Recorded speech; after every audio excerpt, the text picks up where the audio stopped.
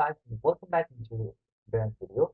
So basically, in this video, we are going to see if it's possible to connect Tradingview with Robinhood. So make sure to watch the video to the end and follow this video.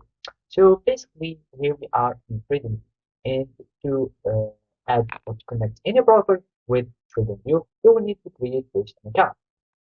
And after that, you will be able to start searching for your brokers. And as we are wanting to connect Robinhood to our Tradingview for analysis of stocks, we can go, for example, to our broker.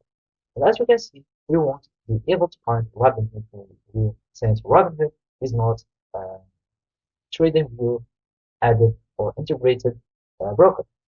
So basically, even if you go to CFDs or to any forex brokers, you won't be able to find Robinhood. Even if you go, for example, to your trading view here, and we go into some stocks, and from here you will find the trading panel, and you will see to connect to your trusted brokers, you won't be able to find your Robinhood. So the only thing that you will be able to do is just to create a broker. So you can just explore brokers, or you can go to the to your support and then search for Robin.